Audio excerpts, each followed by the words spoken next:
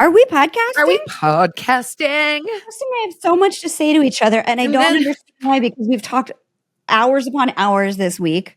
I know, but when I don't see you for literally like 24 hours, I'm like, I got to remember to tell Jen this thing. I know. A lot has happened in the last 24 hours. Like one of the things, and this isn't, you guys, by the way, follow us. You can see the whole thing on YouTube. Please rate, review, and subscribe, and tell your friends to listen to the I'm Mom So Hard podcast. That's right. That's right. It would help us, keeps us trucking, keeps us wearing really expensive T-shirts from bars in Nebraska. What's up? Right. You might recognize this from the Gap sale. I love the Gap. The Gap's having a minute right now. I do too. And every time I go in there, they're like, it's 80% off. That's the thing. You don't ever go in and pay full price at the Gap because they will go Never on sale. Pay full boat at the Gap. At least 40% off. It's just like minimum. I love their button-ups.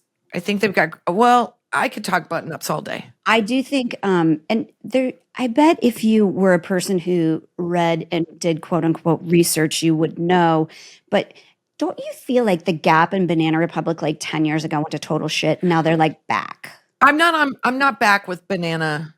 Okay. But I never kind of was. The only time I went to Banana Republic was when I was like, I've got to look business appropriate. Totally. So I bought like 2 pairs of pants and a shirt. And I was like, what are you? This is bullshit. This isn't Chanel. I mean, because at the time, $100 for a pair of pants, you might as well have told me I'm going to put them on payments. Listen, lay away my pants. I'll tell you, it's a bunch of drug reps keeping Banana Republic in business. It doesn't 100% accurate. That's the clothes that you wear. Their vibe is not what I feel like. Oddly, at this age, I feel like they're too mature for me. Yeah. But I feel like the Gap did take a dump and then has come full circle. And I've always really liked the Gap for my kids. I still think there's a big window that's missing. There's a huge Gap for the girls, for the tweeny girls going into like, I would say 4th grade to 7th grade. We all don't want Abercrombie because that's that thing, and the sizing is hard. We don't want Justice because it's its own thing, and there's not enough of them. I don't go to any stores where they're there. I think they're gone, and now they're only in. It's like either Kohl's or Walmart or something. Yeah, they're not. Yeah. They're not around. I will tell you. I went into Abercrombie, and you would have thought I was like a leper. They were like looking at me like, do you expect to buy something here? And I was like, I'm shopping for my son. Thank you. Yeah. The woman goes, we don't carry your size. And I was like, oh. Was it Abercrombie Kids or just regular? No, it's regular Abercrombie. The fuck they don't. What? I don't know. Oh, man. Shelby behind the counter. I'll tell you what. I'm the one person that has a credit score that's over 700. Exactly. You your freaking Abercrombie and I don't like that. Snitch. Well, hey, that's why a lot of brick and mortars are going out of business. Shop small. Yeah. Or Poshmark, which I also can't. We got to just save that for an episode. That's going to be a whole other so podcast. Many things I know. I need to talk about with that. See, that's what I mean. I'm always like, I got to tell Jen about how pissed off I am about Poshmark. Okay. So here is what I am dying to talk to you about right now. Okay. I watched this TikTok where this woman, and I don't know. That's how you should start every conversation with me. I know this is going to you might have even seen it. We have the same feed, you guys. So a lot of rugby players, Jen. What? Embarrassing. A lot of rodeo people. Kristen. So this woman was very sincere, and she said, I binged watched. I cannot stop watching. It is a nail biter. This documentary called Relentless. Have you heard about it? Wait, remind me. It's about the disappearance of this girl in Hannibal, Missouri. She's 23 or 24. And the crazy thing is it is happening sort of in real time where like the documentarian gets involved in it and has hired their own private detective. And you guys, there are so many twists and turns to this. I'm watching that tonight. You have to. I was trying to go to bed early last night, and I think I watched like the first 3 episodes. I'm so addicted. I know this case. I wonder if the Murder Girls did this case. I've heard of this, but I haven't seen the documentary. So now I'm putting it on my list. So I don't know. Right after Bridgerton. I don't know where I made sure I didn't Google anything about it. Just look up. I'm pretty sure it's on HBO Max. Okay, great. That's the good one. Or Netflix. Either one. But no, it's Netflix. It's Netflix. So that's who does the docs. I'll look it up, Jen. I've got the googs. But don't look up anything about the case because every episode you think it's going one direction and then it goes an entirely different direction. I don't know what the status of this girl is, but like it's insane. It's insane. Okay, I've got one for you too. And we can never talk in full swings because we never want to spoil it. Yeah. I'm going to try to say as little about this documentary as I can. If you don't like dark stuff, do not watch this. This documentary is called My Schizophrenic Brothers. Yeah. And it follows a family. And like the title tells you, 6 of the brothers are schizophrenic out of 12 children. Yes. And I find the conversation about schizophrenia in itself very, very interesting because when I was a teacher at a school that had kids that were, as you would say, maybe like at risk, schizophrenia was something that they really talked about because if they were going to go into psychosis, it was about the age that I had them as a teacher. And so they just wanted us to make sure that we could read the signs and we knew what was happening. So I found it very fascinating. So I was like, every year we had a training and I would like memorize it because I found it. Yes. Also, I was like looking out for my students because I wanted to make sure that they were okay. But it really dives into what schizophrenia is. It dives into this case about these 6 brothers. But then episode 4, I don't know if I'm there yet. I don't know how to tell you this. It's not a feel good. So I don't know when you watch it, but I will certainly tell you that I binged it and I did not sleep. And I woke up the next day and I started my day with it. That was a terrible idea. Yeah. But when do you watch something like this? Like midday and just blow the start and the end? I don't know. I had to take a little break from it because it's not schizophrenic as it is the level of schizophrenia so far above like bipolar or something. These are people who like hear voices. Right, that's what it is. Yeah. It's a disconnection from the real world. And so a lot of people that are homeless are schizophrenic. Family. Yeah. And they explain it. I did get to the part with the geneticist and that was you can do it. Okay. Although I will say on a third note, I did watch Bridgerton. Oh, do you like it? I know. It's hard. It's never going to be as good as the first one, is it? I thought the second one was pretty damn good. And I've read the books. I thought this one was really boring. And I just felt like, I know why everybody is into Bridgerton. It's the same reason I'm into Bridgerton. You know what I mean? The humping. It's humping. It's sexy. Yeah. It's the flirtation. It's the play. And I felt like this one was nothing but like apologizing and sort of like the lead was the thing about it is the lead woman who is like curvy. I love her, Nicola Coughlan. Everybody loves her. I think, I do. I love her performance in this. I think they played her that she is constantly apologetic for not only the like in the character, she's apologetic. She's always looking like she's on the verge of tears. And I'm like, at some point, you got to like yourself. Lady down. Yeah, whistle down. I feel like spoiler. Well, who hasn't seen the first one? Fine. Yeah. God, if you haven't, enjoy your Friday night. Let me tell you why I love her. I mean, on the show for her character. She's better in PR than they wrote her for the show. God, she has the best fashion. Like the way she dresses when she goes to events and stuff like that. Like I want to hang out with her. I don't really want to watch Bridgerton. I know.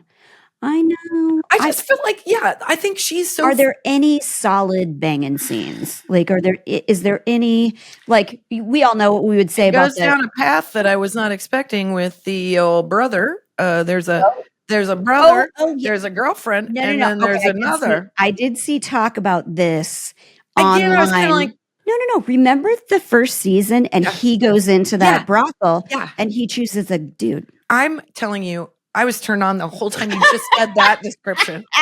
Season 1, it was like I was like dating myself. I was like, let's make sweet love to each other. This is Bridgerton. I'm on board. Checking all the boxes. You remember when I was such a weirdo that I joined that like Bridgerton fan group and I did an online thing where with me and every other sad Bridgerton person. She tried to get me to go to one of those eyes wide shut Bridgerton parties and I was like, fuck to the no, sweetie. I'm not seeing that happen to you. Not on my watch. I don't care if your husband says it's allowed. I'm not. I did try to go to a Bridgerton thing. I was like, Jen, we gotta dress up like Bridgerton people. And she's Nope. like, you're gonna swing, dummy. I don't ever say no to a costume party, but this was a show up in your costume and then take it off kind of party. I didn't know that was gonna be the deal. I was like just happy that I mean they would charge me for the tickets, but let's get that straight. And you charge me. How dare you? Yeah, how dare you? I'm gonna get naked. Spit in the face. Yeah, this is some bullshit. But I'm such a Bridgerton fan, and I really like this. The book series are really fun. They're like a great beach read. But I was disappointed with this season, and it has nothing to do with Nicole as an actress. It had to do with how they wrote that character. I was like, at no point do we ever see her like herself. Yeah. That's just Nicole in real life likes herself. Yeah. So why can't you make her like herself? Like if you're gonna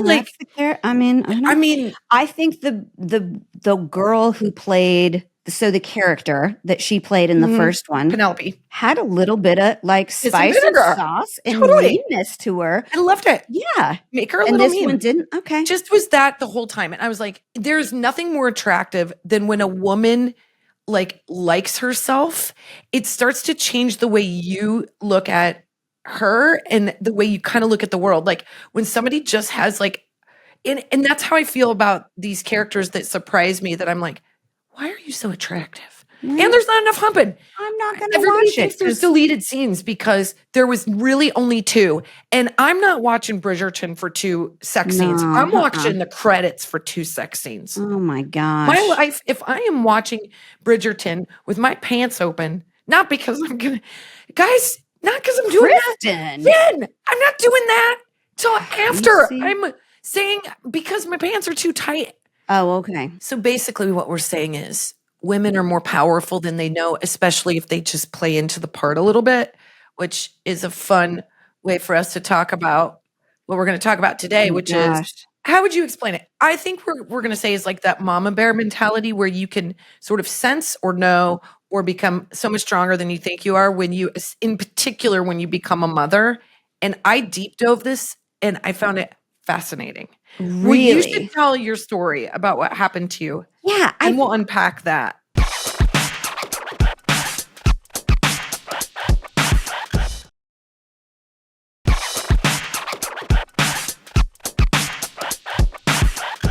I feel like this is a story that I always tell my female friends. And I was like, Kristin, I think I've told that on the podcast, but I feel not on the podcast. I feel like there's so many instances where we're socialized out of following our instincts, which I think is why we also don't pay attention to ghosts as we get older. Oh, come on. Stay on the rails. I know. Sidebar.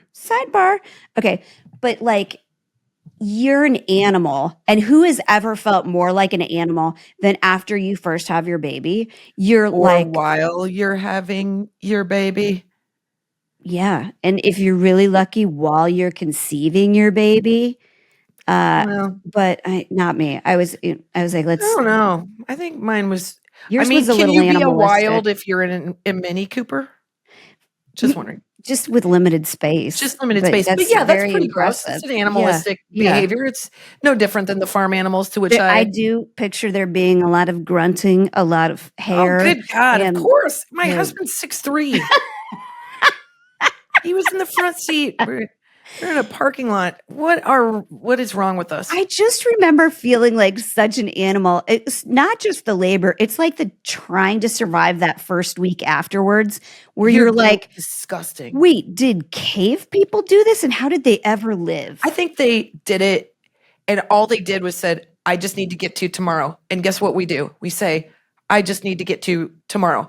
We just have baby Bjorns and devices and a bunch of crap. But at the end of the day, your body's still producing milk. You feel like it's not the wonder that everybody talks about. It's pretty awesome when you start to figure it out a little bit. But at first you're like, why are my nipples like this?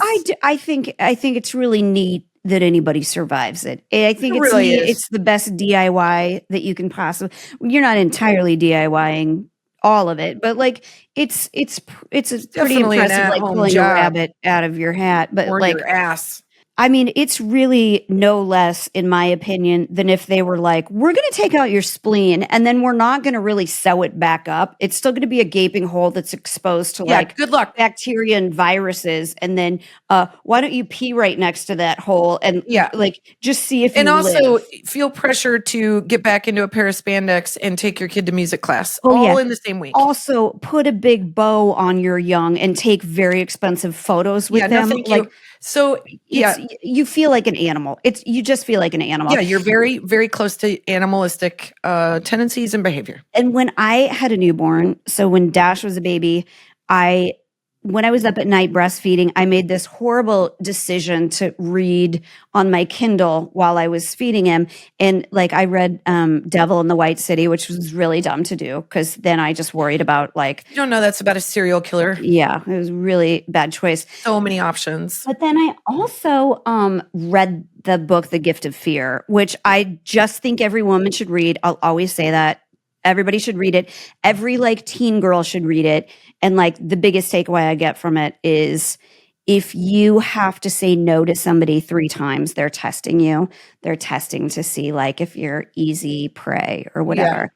Because not only are we animals, men are animals, like. Well, I think it's just teaching you to trust your spidey senses that something is amiss. And it doesn't have to be the person. It can be that like if something goes down, you're too far away from help. Like if you've ever gone like on a hike and you're like, I think I've gone too far because if I break my leg right now, like I'm kind of dead. Like there are those senses inside of you. For sure. Well, there's like logical steps you can take about like safety or if you're safe. But we've all been in that situation where you say like, there was something weird about them and I don't know what it is. And you don't have to know. You don't have to be rude. You don't have to go up and go, I think there's something weird about you. It's not like, I know you hate woo-woo stuff and it's not like that you're a psychic or whatever. It's all based in science. And the science of it is because we're animals, we notice when people's eyes dilate, they get flushed. They have different hormones going. They're in attack mode. You notice these things. You notice like the way they encroach on your space and stuff like that. Weird. There's something wrong with it. Even if you can't like say it, we're an animal and we're like trained to like take note of it. And if we're smart, we do take note of it. Yeah. And like he says in the book, like whenever he talks to all these victims of like a violent crime and he's like, was there any moment where you thought this doesn't feel right? And there always is. And it's like, if they just listen to that moment, it could have, it's not victim blaming, but it's saying he's just trying to be observant. But I still think like there is a tendency for us to feel like we will. Oh, you could have gotten out of it if you would have tried kind of thing. A little bit. It's not that. It's just to like, you might trust your gut. They might. The gut. Yes, they might stop you anyways. Like you might not be able to escape that situation. And like crazy people be fucking crazy and you also, might not be even able to if they're not, them. it's like, hey man, I'm just playing my odds here to keep everybody safe. Like, maybe you're perfectly fine. I don't need to be rude about it, but my gut's weird and I'm going to go. I think it's okay to say to people like, I just don't feel comfortable right now with a situation and you can hate me or whatever. You can call me a bitch, whatever. I'm getting out of this. Like, I don't care. You can't call me a bitch. I swear to God. I'm just kidding. But I even said to my son the other day, which I was like, why did I have to give myself permission to say that to him? But I'm like, when he's with adults that I don't know, I have been asking him, is that somebody you feel comfortable with? Because why would I not ask that question? Like, I want the doorway to be open for like, if there's any reason you don't want to be around that adult, let me know. When I ask my kids, if you ever want to have fun with your kids, have them act like you and see what they do.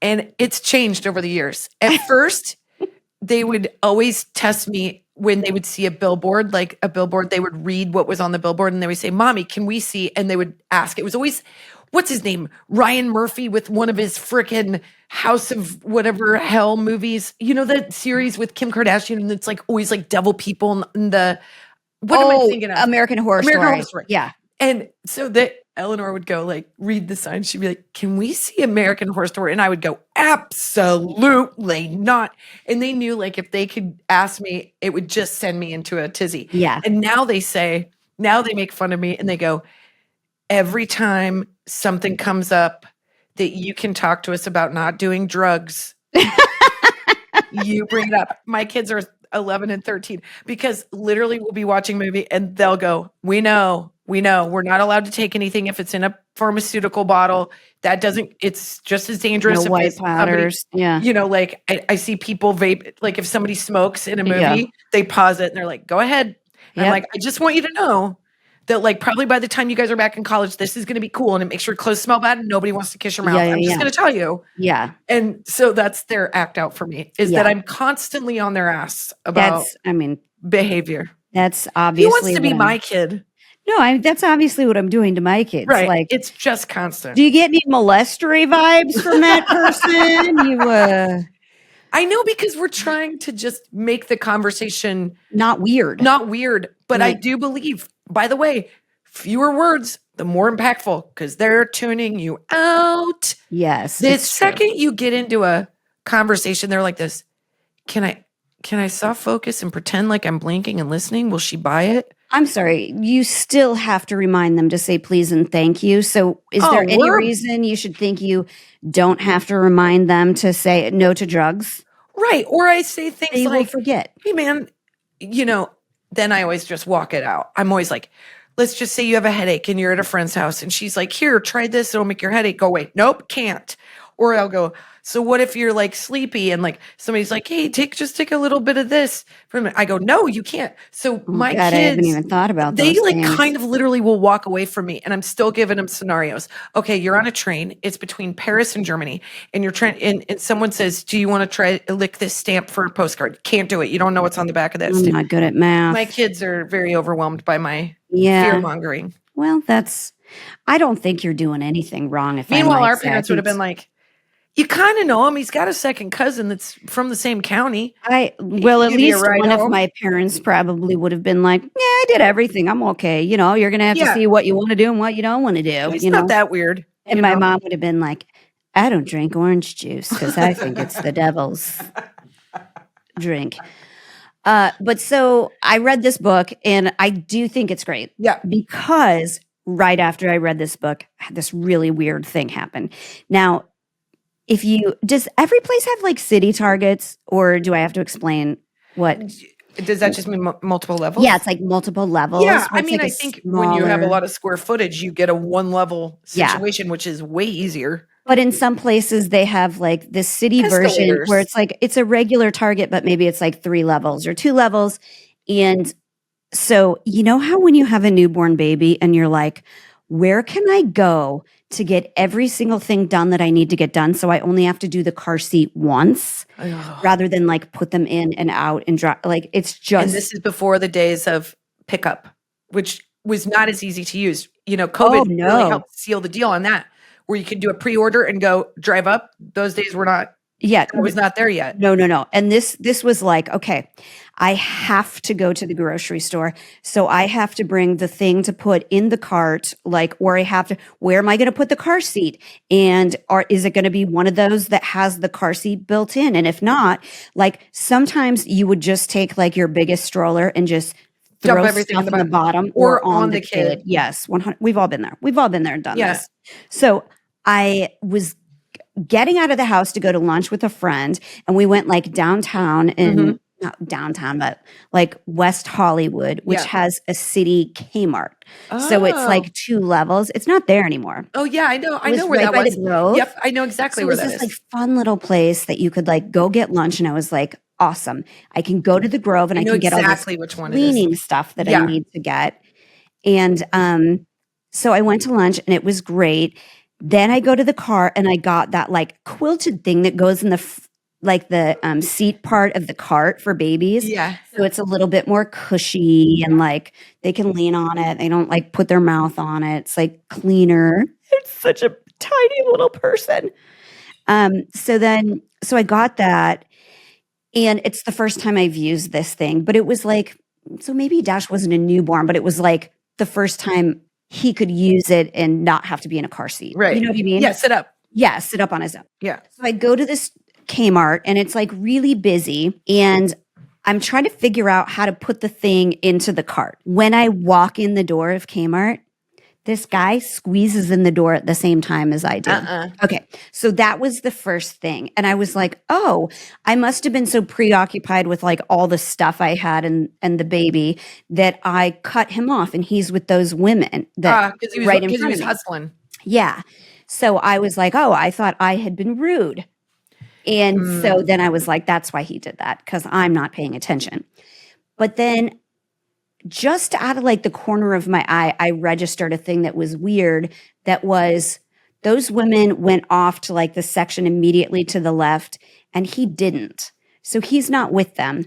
So for some reason, he got really close to me, and I don't know why, but it like registered with me. So when you have like the city Kmart, city Target, you have to put your cart like in the escalator, but you can't have your baby in it. So you gotta take the baby out. Yeah. Oh my God. Why do they make everything so I don't damn know. hard? Well, he wasn't in there yet. So I was like, okay, I'm going to get a cart downstairs because everything I need to buy is downstairs, and I'll just put him in the cart once I get down there. It looks like an alligator mouth, and it like holds the cart and it takes it down. If you don't know, they're difficult because they can be rickety, and you got to take your kid out, and then you got your stuff, and you got to go back up. It distinctly says no humans can go down this side, and these like flapping saloon doors. I sort of wonder how many parents are like, he's four, I'll risk it. And if the cart is full, you can like go upstairs and downstairs with your full cart. You just wait till it comes out. Yeah. You go up the escalator side. So I go down the escalator side, and I grab a cart.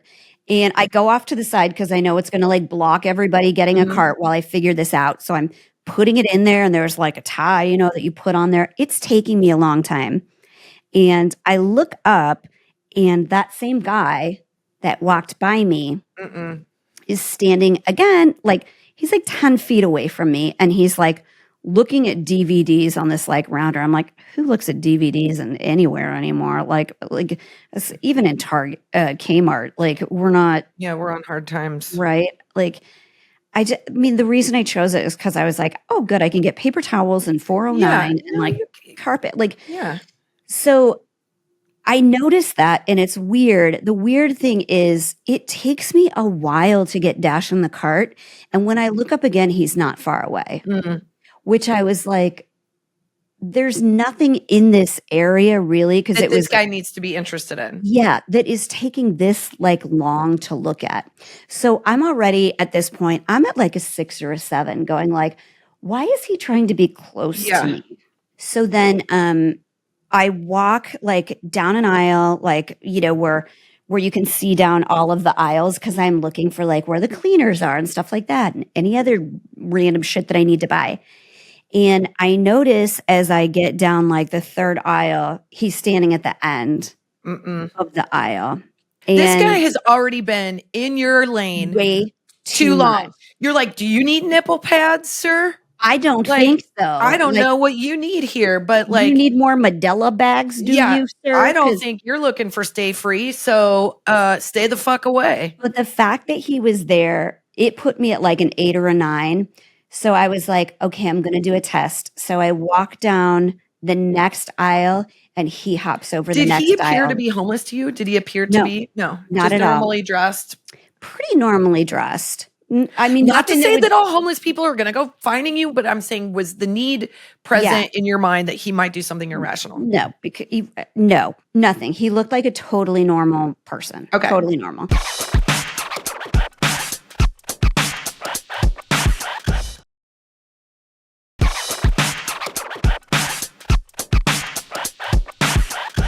So when I get to the next aisle, and he hops over to the next aisle too and stops when I stop, I look down the aisle and I go, what the fuck are you doing, man? Woo. And I put my arms out like this, and I pushed the cart to the next aisle and stopped, and he walked up to the next aisle and he stopped. And so I just grabbed Dash out of the cart with the cart cover and everything and ran up the I have Dash in my arm, and I start running up the escalator. And then when I look down, he's behind me. He's like 5 feet probably behind me. So I start screaming on the escalator, help, somebody help me, somebody help me. And when I got to the top of the elevator, I'm like running up. These plainclothes security people were like, one was like, are you okay? And the other one follows this guy. Yeah. So I was like, this guy's following me. This guy's following me. I know you think I'm crazy, but this guy's following me. And she's like, I think he is. It's okay. You're okay. You're okay. Like they walk me up to the front and I'm like, my whole body is shaking. Like, because it takes so much adrenaline out of you. Yeah, to be in that whenever you have very something like that situation. happen, you feel very weepy and weird because And you just so it's it circuit drains you. it's circuit overload. It's absolutely, and plus that in my head, I was like, I'm mad at you. I don't like what you're doing, and I'm gonna like mama bear with you and go, what the fuck are you doing, Yeah. man? Like, I see what Which you're is out of doing. your own comfort zone. It's not like a daily thing. So you're Never. already acting beyond what your normal is. I do believe if somebody is like intimidating me, it is like, be it trauma response or whatever it is, my thing is I'm gonna ruin your day. Right. I'm gonna make it the hardest day you're gonna have. Yeah, Like, you're feisty when needed. Like you'll react. I will. It just like kicks in with me. That kicks in when I can't find my car. I'm like, what the fuck? Who Who the fuck stole my car? Oh, right. I parked on the wrong. Here's the end of the story. My gut was entirely right. So that the guy comes back, like he's The chasing police officer. Yeah, it was like security or whatever. Yeah, they do. So They it have was like like a busy enough store that they had a lot of security there. So they told me that guy was in here earlier today. He went home and he changed his shirt. We have him on video having done this thing where he follows a woman with a baby and he waits for you to put your purse in the cart. And then he runs up and he grabs your purse because you're not going to leave the baby to go chase him down for the purse. Like, you're just easy prey. It's true. Because you're not going to. You're right? not going to do that. He was standing there waiting for me to put the purse in. I didn't put the purse in because I was just because she's like, I paid a lot for this sucker and I got it at a good deal on Vestera. I'm not going to let you get it, buddy. I mean, yeah, but for whatever reason I didn't. I guess it's probably more that I just was so overwhelmed with all these moving parts and stuff that I didn't like think to get comfy or something. And he never let me get comfy. But so he ran out. They didn't catch him. But I said to them, I go, I want to leave and I want you both to walk me to my car and do not leave my sight until I pull out of this parking lot, which they did. They were totally like great about it. But, you know, in my head, it could have been like, I was like, is he going to steal my baby? I know. Purse, whatever I could live with, but I didn't know. I just knew something was wrong. And it's the one time in my life I'm like, thank God I listened to what my gut said. And if I hadn't read that book, I don't honestly think I would have. I don't think I would have been as like. I think you would have. Really? I would say. I think what the takeaway is you're talking a little about some simple street smarts here, in that like all of us get a little bit too busy and we start to like lose ourselves a little bit. And it's just good to remember that, like, you know, like when they say when you go to like Spain or when you go to Paris in particular, like there's a lot of pickpockets and they tell you like you wear your purse like this, you put your thing, you wrap your hand around it. It's just those little things that we do to sort of protect ourselves. It's good to remind yourself, don't have your hands too full. Think about like, do you need to go in here? Like I used to do that math all the time when I had two. Yes. Oh my God. I remember being at a stupid, like one of those like little fairs that they have, but it's not in a little town. It's in freaking Los Angeles, and every side is cornered with a very busy street. And Finn used to do this thing where he would like cut and run, and he was fast. Yeah. And then Eleanor was in a stroller, so I would have to leave Eleanor to run after Finn.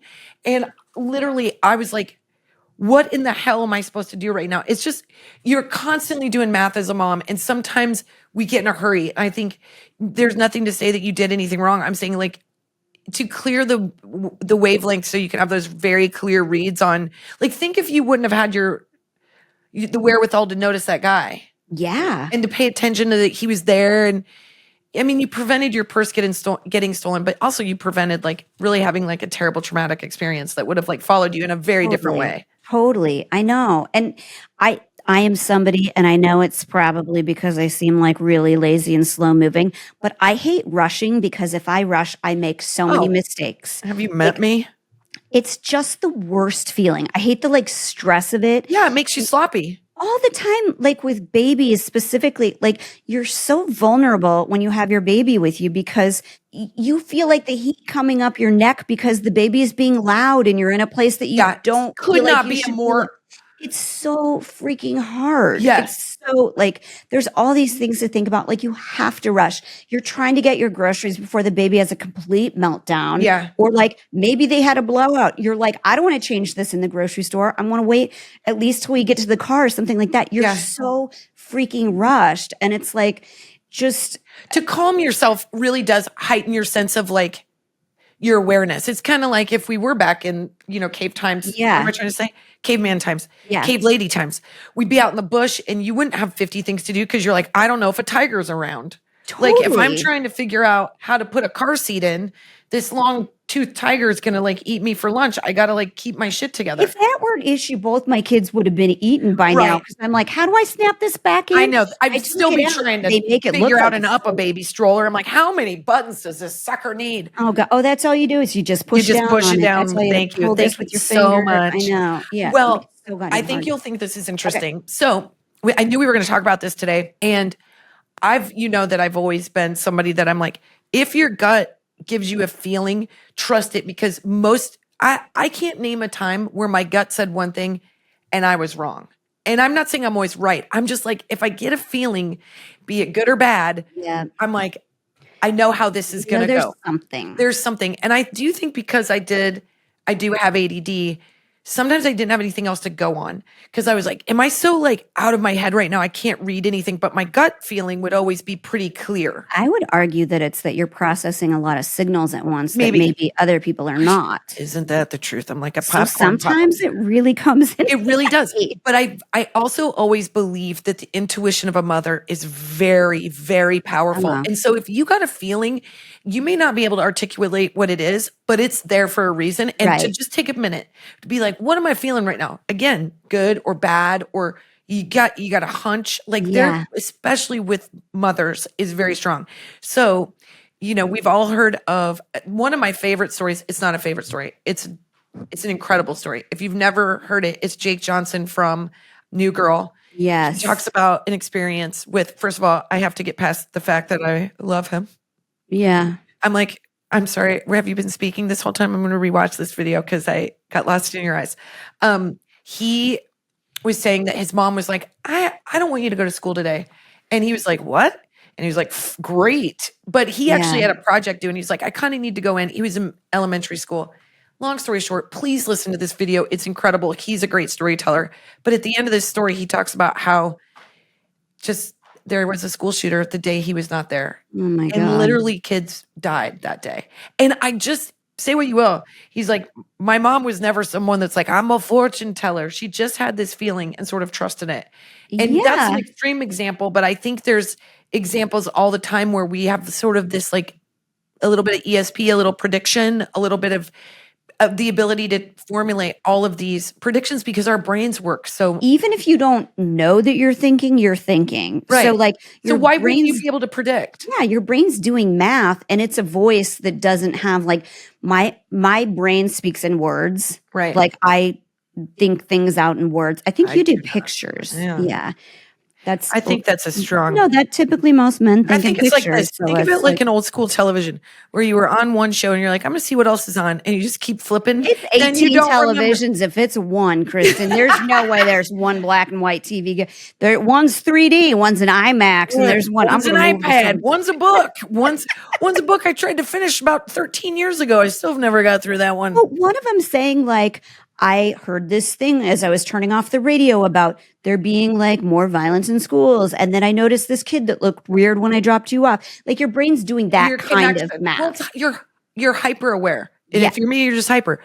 So and aware. I was reading about this a little bit because I was like, I'm also very fascinated with like women when they have a superhuman strength when something is threatening, like your baby, like. Or when you go to move furniture yourself. Well, you're trying to save the baby, not move the furniture. Okay. You're not getting a deal on Facebook Marketplace. You guys, I can move a whole sofa. That is not what we're talking about. But when women have a sense of strength that they did not know they had, which we've all heard those stories of like a woman picking up a car, a woman, defending herself against, a huge man or whatever the situation is. Yeah.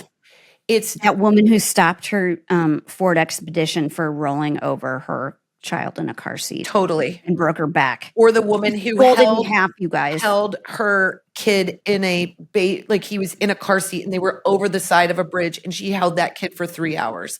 You have superhuman strength. And what they call it, which I would like to say, I'd like to pitch some new names, is they call it hysterical strength, which always something in hysteria. Instead of just being a badass, they call it hysteria strength.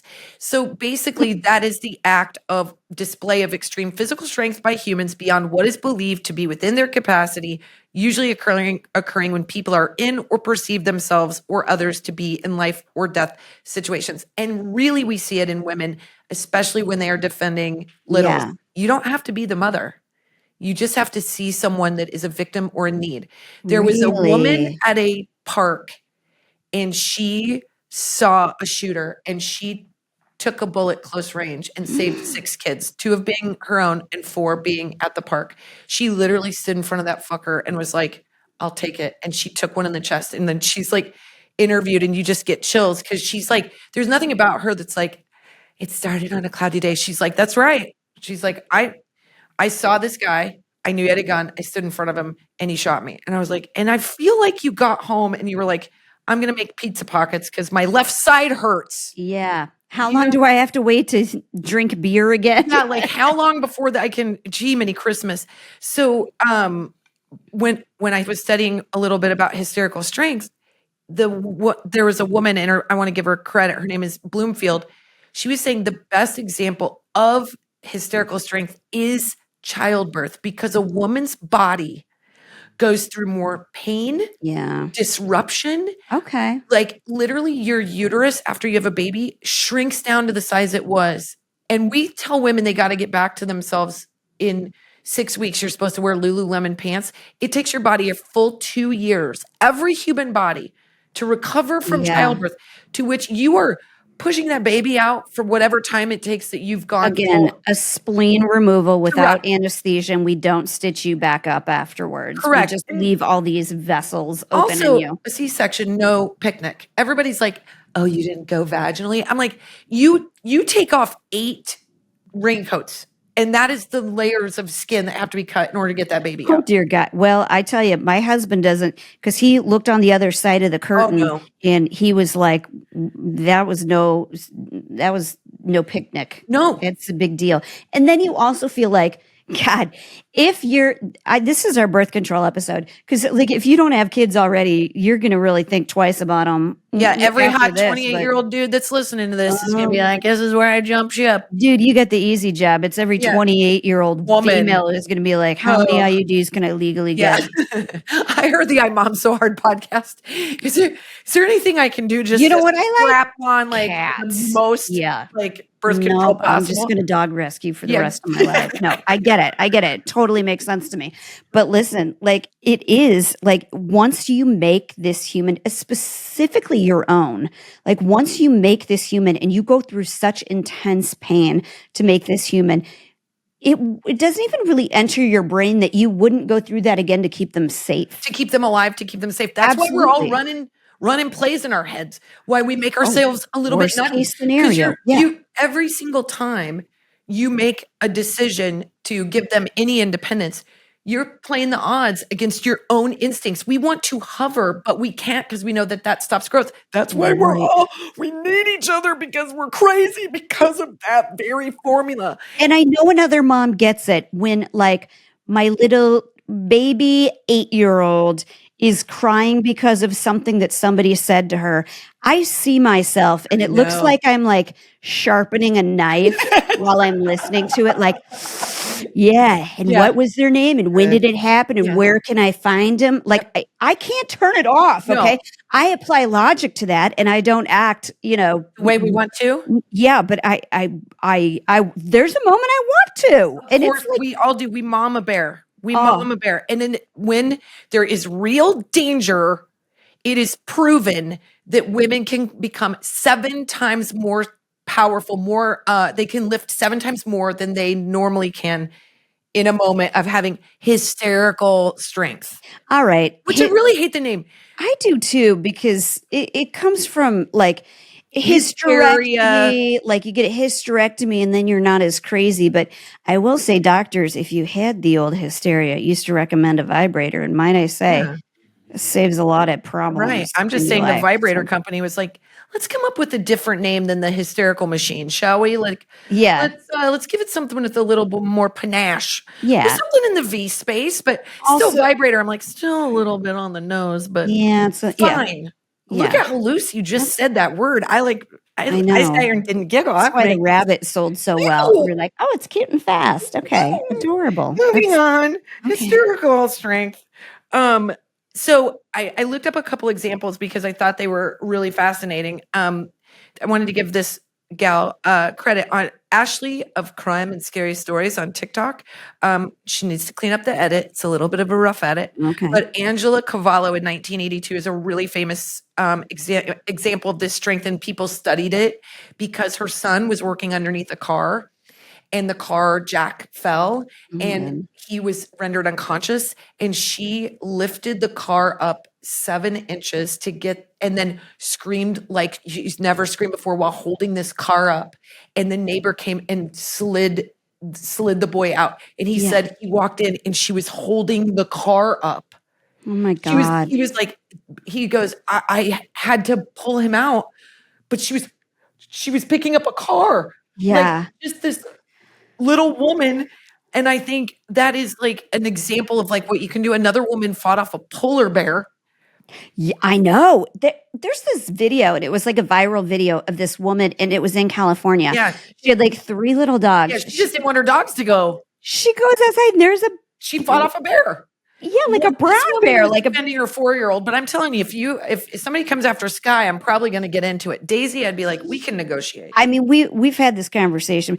I mean, a brown bear is a little bit different because they will maul you to death and laugh, and then like What's the rule on that? Brown bear lay down, brown lay die, down, bear black be fight fair. back, white good night. Yeah. So brown bear attack, you're probably not going to survive. Polar bear, you're not going to surprise. And that's what that Abs- woman, and she was in Quebec. She fought a polar bear, I mean, that's impossible. but she did it. And I think like you'll just die trying is what you'll do. You'll lift, Especially if push, it's for your kids if or it's some for your other kids. kid. Well, Yeah. that woman, she was defending her 3 little dogs in the yard. Like she outbeared this bear and like scared this bear out of her freaking backyard. I had an aunt that ran after a bear just so that the bear didn't get to her garden. But it didn't surprise me because my aunt I would put money on my aunt. Well, we've had, if you've listened to the podcast for a while, you've heard me talk about this. We have a coyote problem. Holy moly. It's not a joke. No, We have a coyote problem and we're in the flats and you're in the mountains. It makes sense to me that you have coyotes here, but we're seeing big ones and they are middle of the day. Aren't they supposed to come out at night? That's when they're supposed to hunt. But no, they come out in the middle of the day because they know that like Joe's Hamburger Shack has like a bunch of grease out behind it and stuff. So they're city coyotes. It's like the worst of both worlds. They have like Bloods and Crips tattoos and stuff now. They're just like every I saw level one of driving a scary. Tesla and I was like, things are going well for you. Right. Well, Everybody else is a little you're lean. still an asshole Yeah, coyote. you're an asshole. It's like We see them in our neighborhood and every single time I do, I feel like I'm like, it's like uncanny valley. I'm like, what are you doing here? it's so out of place and they're so big and all the They're time. assholes. They're not cute. I don't think they're cute. No, and you They look guys, they're mean. crafty and they're cunning, and they'll like they act like they're playing to get a dog close to them, and they'll snatch them through the gate, through the fence. Well, that's my husband and I talk all the time about how we're going to end up fighting a coyote. Like, because what they'll do is they'll go for the little dog. So we've got all sizes of dogs. And all the bros are watching. They'll go for the little one and like bring it over the fence. So I've got the bigger dogs hoping that they'll at least slow them down.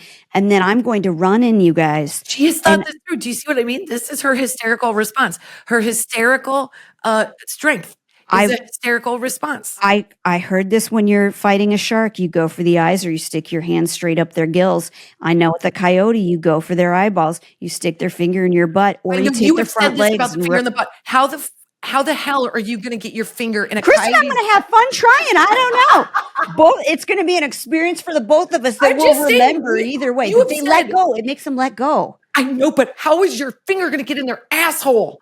How are you going to do that? I assume a coyote's got a sizable asshole. I've seen their poops on our street. I don't know if it's a human or if it's an ape. How are you going to get to the coyote? I don't know. The truth is that there's going to be something in there. You break their legs apart? Their front legs. But that's what you have to do. But we also, by every door, we have golf clubs and ball bats and stuff like that. So God. I would just accidentally She's a lovely home. I know, but you guys, it's like, hey, it's the yard. And there's an 8-foot tall fence all the way around it. But I have like somebody that Delilah goes to school with. She's been to their birthday party. I've seen how high their fence is. She goes, yeah, the last dog that we had, coyote jumps over the fence, grabs the dog and jumps back over the fence, 8-foot fence, like it was nothing. She's like, I will agree with that because I showed you that video. Remember, we had new grass planted and there was like a bunch of like footprints in the front. And so of course, first person I blame is my son, which sorry, kid, I'm the oldest too. I get you're the first line of defense. Yeah. So I'm like, Finn, did you run through the new grass? And he's like, no. And I'm like, he's lying. I'm going to look at the Ring app. And I looked at the Ring app from the nighttime and I showed it to my husband and there were 8 raccoons. Oh yeah. A freaking possum. Yep. And 2 coyote. And it was like Zootopia in our backyard. I know. And I'm like, did I sleep through all of this? I'm never going to make it. And like, guys, I guess I'm lucky to be human because if I was anything else, I would have been dead a long time ago. I know. That's what I'm willing to fight a coyote. And even there are coyotes, if kids are under 3, you have to be careful. They'll come at you. Have you ever, okay, so as I was deep diving all of this stuff about moms, here's an interesting fact. They have a hard time studying hysterical strengths because they cannot mimic the need. So like you can't go out and you can't predict it and you can't fake artificially, that a woman would need.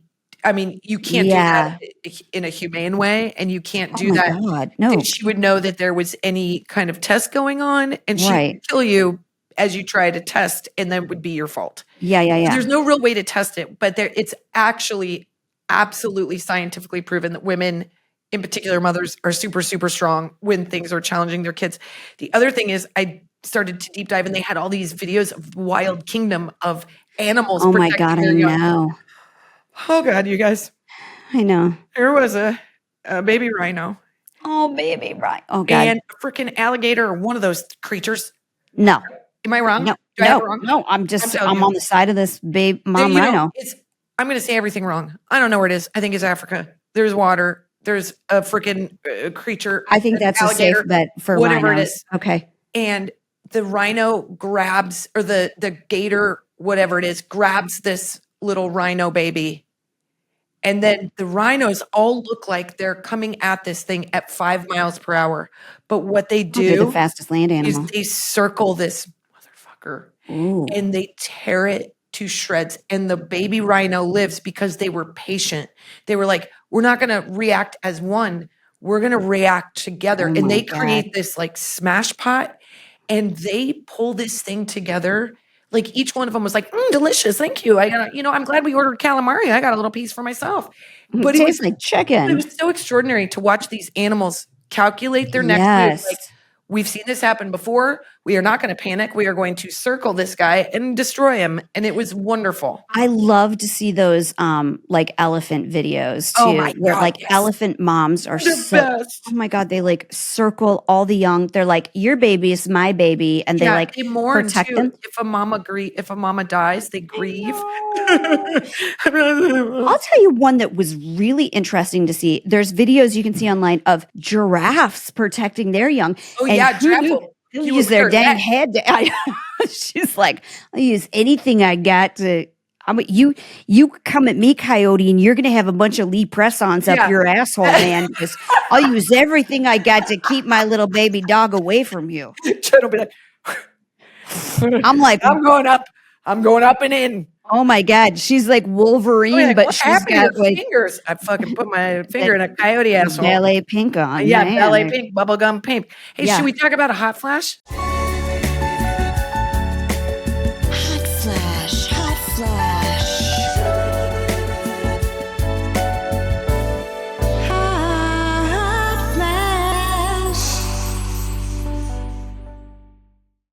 I've been watching so much of this guy. I know you're on board. And I'm just going to talk full on hot. Okay. Maybe one of the hottest men. Like everybody's type kind of Everybody's hot? type. Okay. All right. Jon Hamm. Oh, God. Are you kidding me? Of course. We always breeze over him because he's like been around forever. And he's like he's a foregone so conclusion. goddamn Yeah. attractive. Yep. I have not watched the series Mad Men. I know. I should. But I watched the clips on TikTok because I can't commit to anything. Okay. Yeah. But I think he is so attractive, and it's somehow because that guy is the luckiest man on planet Earth, he just keeps getting better and better. I know you thought it too. He plays the worst person ever on Fargo, and I'm like, worst person with the best yeah, best ass you've ever seen in your life. I love the way he talks about other actors. I like the way he is makes fun of himself. He was like out of work, I don't know, for 5 minutes. But he would like rollerblade to auditions and was like trying to get like a orange juice commercial, and he would like rollerblade in, and he's an oversweater, so he would be like sweaty, and like he just makes fun of himself. I also think he's profoundly funny, which is he is really funny. You can't have it all. Well, like come on, man.